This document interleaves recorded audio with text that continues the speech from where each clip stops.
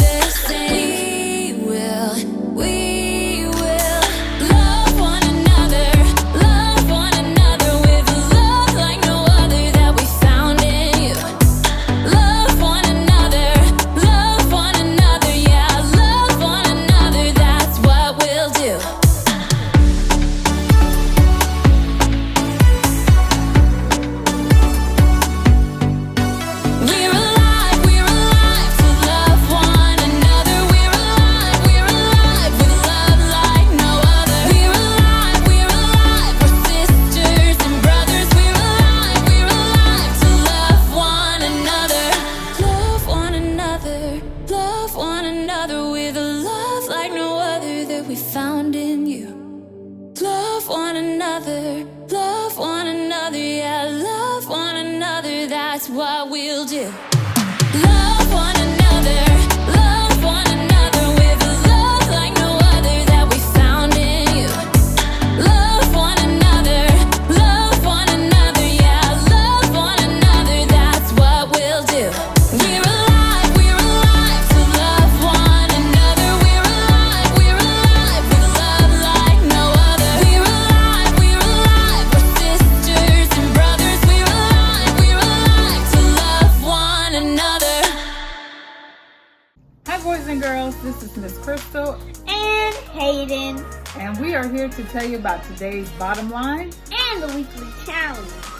So the bottom line is use what you have to help others.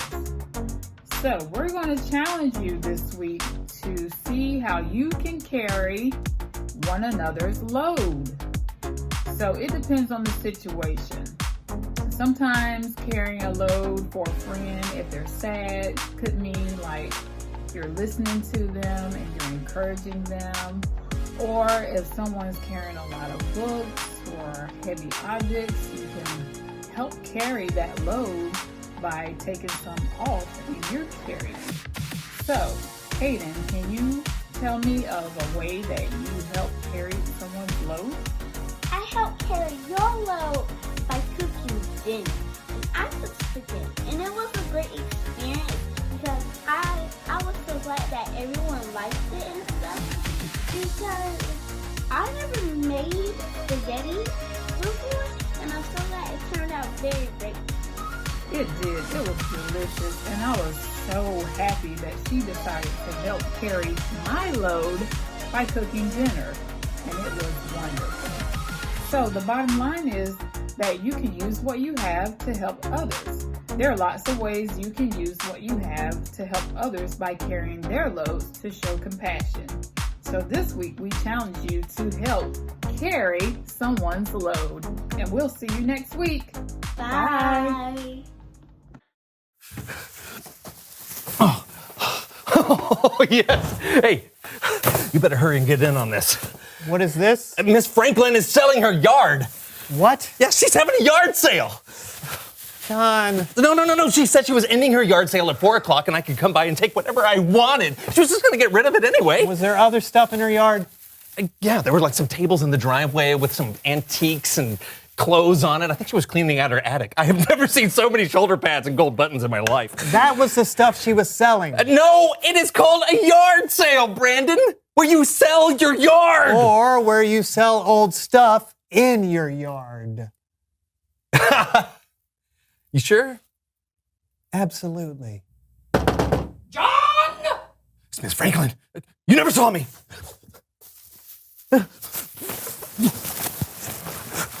Get what you can!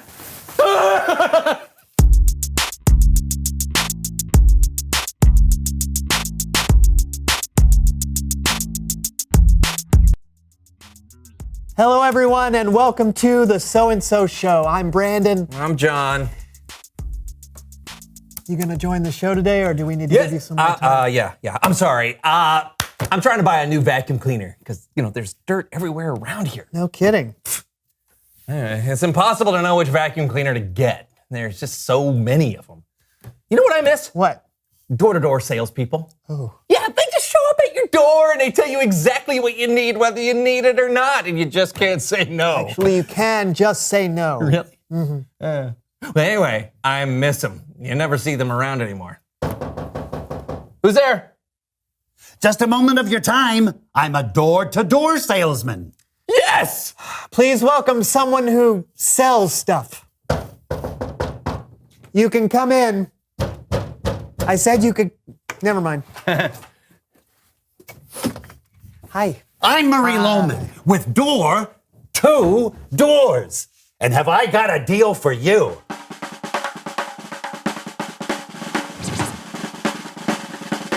Come on in. Hey, go on in. Have a seat. Don't mind if I do. Don't mind if I do. Okay. We know who you are, so tell us, what do you sell? Doors are my name. Selling is my game. Except my name is actually Murray, not Doors. That's just my tagline for my business. Door-to-Doors. And what do you sell? I'm a door-to-door salesman. Yeah, no, we got that. But what do you sell? Do you sell like crazy cleaning products that wash out 3-year-old raspberry jam stains, or rags that can soak up an entire pool, or vacuum cleaners? Because I could really use a vacuum cleaner. I'm a door-to-door salesman. Wait here. Oh, Wait here. okay. I thought it made sense to me. Oh, okay. So you sell. Good afternoon. I'm Murray with Door-to-Doors. With our exclusive direct door-to-door delivery system, we replace your door with one of your neighbor's doors. So call Door-to-Doors today. Wait, you sell doors? Yes! For only $25, I will trade your door with any door from the homes in your neighborhood. Wait. So did you take this door from one of my neighbors? I didn't just take it, John. I traded my front door for it. Do you like it? It's part of our Tuscan open air concept. Yeah, but Murray, this door is really old. It's vintage. Okay, but the screen is ripped and missing in some places. Open air. What if it gets cold? Build a fire. Or bugs. We built our house in the bugs' home. Why shouldn't they live in ours? Okay. I think that's all the time we have, right, John? That's all the time we have. Thank you, Murray. No problemo. Yeah. I'll go ahead and get started. Oh, what? Wait. Murray, stop, please. There's the door thing. There's some money. I think money's a thing. You drive a hard bargain. Oh. I'll trade you the door for $15. That's for less than the price of a cup of coffee. Where do you get your coffee? $10. $5. $5. I don't know. $2, that's my final offer. Oh. You can just say no. It's his final offer. John. Open air.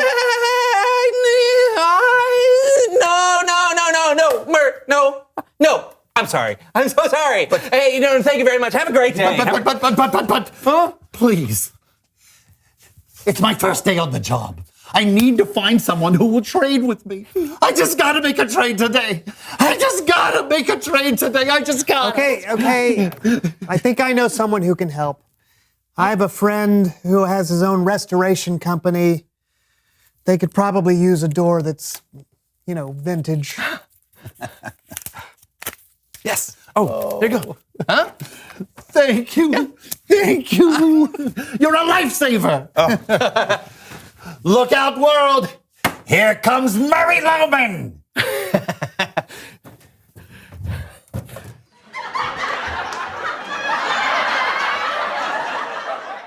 Hey, Kidstown, what's going on? It's your boy, Brother Don. How y'all doing?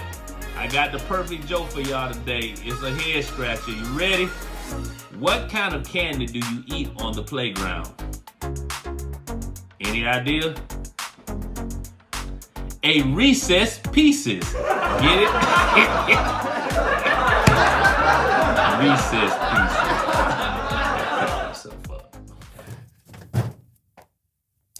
It's Bible story time with Kellen.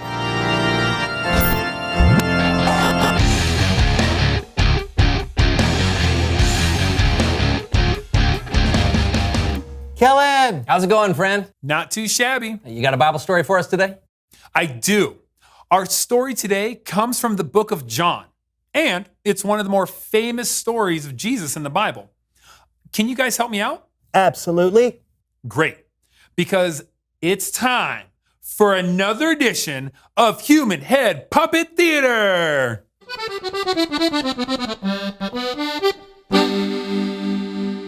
When Jesus crossed the Sea of Galilee, a huge crowd followed him. Oh, don't look now, Jesus. But I'd say we got company. And by company, I'd say we got 1, 2, 300, 400, 600, 3,000, 4,000. Carry the one. Yeah, it looks like we got over 5,000 people who followed us. Easy. Jesus said to Philip, "Where can we buy bread for these people to eat?" A good one, Jesus. Where can we buy bread for all these people? That's hilarious.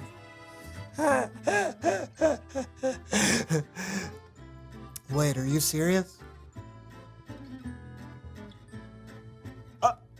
Oh, you are serious. Okay. I mean, Jesus, listen, suppose we bought enough bread to give all of these people at least one bite, just one single bite of food. Just suppose we did that. That would take like half a year's pay. I don't know who the budget guy is, but I'm sorry, I don't think we can swing that. Jesus already knew what he was going to do before he asked Philip. He just wanted to see what Philip would say. It's hard sometimes to believe something can happen when it seems impossible. Now, another disciple, Andrew, he spoke up. Jesus, it's me, Andrew. We found this kid. Hey, Jesus. He has 5 barley loaves and 2 fish. You can have them. Yeah. If it'll help. Oh, I just don't know how far this will go with a crowd this size. Jesus then told the disciples to have the crowd sit down. When they did, Jesus took the bread, he gave thanks for it, and he started handing it out. And then he took the fish, gave thanks, and started handing it out as well. And that's when something amazing happened. Oh, thank you, Jesus. So just pass this around. Okay. Bread? Oh. This is good. Yeah. Oh, thank you. Yes, would you like some? Well, somewhat. Oh, yes, don't mind if I do. Oh, wow. Fish? Here you go. Bread and fish. Do you have any more, Jesus? Wow. Whoa. Is this all the food I brought? Yeah. Well, do you want any more? Oh, no. I'm full. He said he's full. Jesus had just done the impossible. He had taken a small amount of food that a young child was willing to share, gave thanks, and then somehow over 5,000 people had enough to eat. And check this. After that, Jesus told the disciples to gather up all the food that was left. There were 12 baskets of food left over. Wow. I gotta pack my lunch more often. The end. Man, what an amazing story. It is. There was a kid that didn't have much, but he offered what he had. And Jesus was able to take that small gift and feed a giant crowd of people. Good stuff, Kellen. Thanks. No doubt. I'll see you guys next time. You know, if I'm honest, I sometimes feel like Philip. If a problem seems too big, I feel like it can't be fixed. Yeah, me too. But that kid used what he had to help others and trusted God to do the rest. Yeah. And we all have something we can use. Yeah, indeed. In fact, reveal the question. Yeah, what do you have that you can use to help others? It may seem like you don't have a lot, but you don't need a lot to help others. You can give someone your time. Maybe a grandparent needs someone to spend time with them. Or maybe you can help by standing up for someone who's being picked on or treated unfairly. Yeah, you can give clothes or toys away to kids who don't have as much as you. Yeah, lots of things. Yeah, so talk about it with each other. What do you have that you can use to help others? Thanks for giving us a few minutes of your time and hanging out with us. And we'll see you next time on the So-and-So Show. Yes, we will. See ya. No! No! Hey, Oh. 6. That one went off my hat onto your face.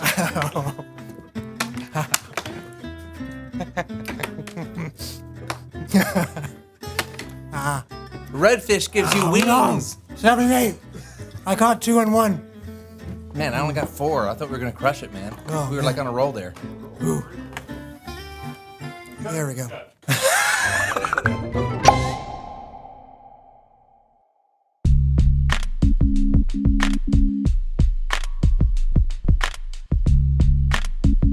Can kids change the world? It all started with a trip. The year was 1958. A little girl named Ayana Najuma was 7 years old. She and 19 other kids went on a trip far from their home in Oklahoma. They went up north to New York City. In New York, the kids noticed something.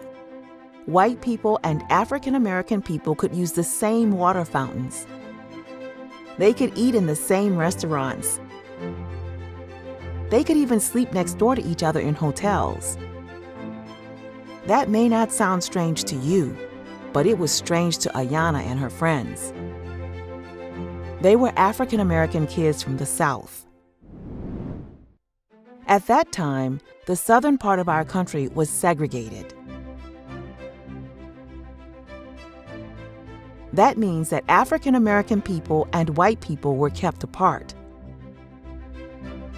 In Oklahoma City, where the kids lived, water fountains had signs that said whites only. African American kids and white kids couldn't go to school together. They couldn't eat in the same restaurants. The kids were amazed at how different New York City was from the South. When they got back to Oklahoma, they said, "Why do we have to live this way?" They knew the way their community was set up was wrong. White people had more rights than African American people. The kids made a plan to fix things. But would it work? The kids decided to get the restaurants to change so that African American people were allowed to eat in them. It could be dangerous to try to do that. Many people would be angry, but the kids were brave. They planned a sit-in. At a sit-in, you sit in a restaurant and ask to be served. You don't leave until you are served. It's a peaceful way to change something that is unfair. The kids went into training with a group of African American adults. In training, these adults taught the kids about nonviolence. They taught them about Dr. Martin Luther King Jr. Many people didn't want African American people to eat in a whites-only restaurant. The kids learned that people would be unkind. The kids learned that they had to stay calm and be peaceful, no matter how badly others behaved. In training, the adults yelled at the kids. They threw water on them. The kids practiced being calm and not yelling back. Soon, they were ready to do their first sit-in. The kids' first sit-in was at the Cat's lunch counter. It was a whites-only restaurant. Ayana went with about 12 other kids. They all wore their best clothes. They went in and sat down. They were polite. Ayana asked for a hamburger and a Coke. The waitress said no. The other customers were angry. They didn't like that African American kids were trying to change the restaurant. They did not want it to be integrated so that everyone was allowed to eat there. The other customers yelled at the kids. They poured ketchup and coffee on them. Ayana says, "I wasn't scared. I knew I was doing the right thing." The kids didn't yell. They didn't fight. They sat quietly and talked with each other. They had brought magazines and coloring books. At the end of the day, the restaurant closed. The kids had to go. The next day, they went back. They ordered food again. No one gave it to them, but they were not going to give up. They were determined. On the third day, the kids ordered food. This time, the waitress brought it to them. From that day on, the Cat's lunch counter was integrated. Anyone could eat there. The kids were so happy. They had made one place in their community better. Ayana had learned something. She says, "I was little, but my voice was just as important as everyone else's voice." But their work wasn't done. So many restaurants in their community were segregated. Over the next 6 years, the kids did sit-ins at many restaurants. More and more kids joined each time. The restaurant owners got pretty clever about trying to keep the kids away. At one restaurant, workers took away all the chairs. There was no place to sit. But would that stop the kids? No. Ayana's little sister Lana had the right idea. When she didn't have a chair to sit on, she just leaned on the table. In most places, people wouldn't let the kids use the bathroom. That wasn't going to stop the kids either. One by one, the kids integrated the restaurants in their town. The kids had changed their city. One small group of kids had made their community better for everyone. They may have been little, but their voices were huge.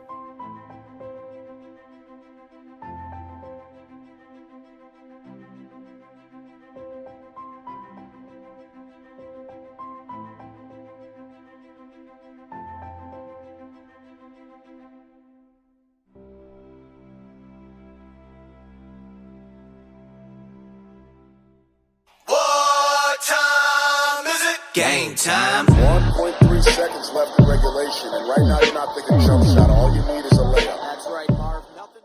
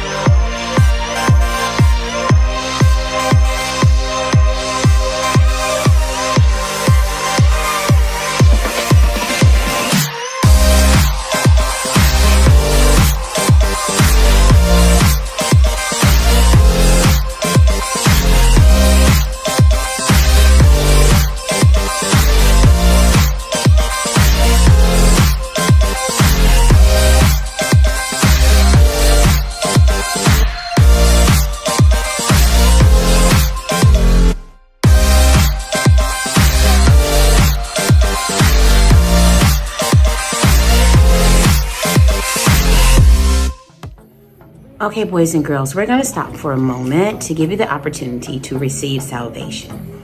But before we go on, we have to know what salvation is.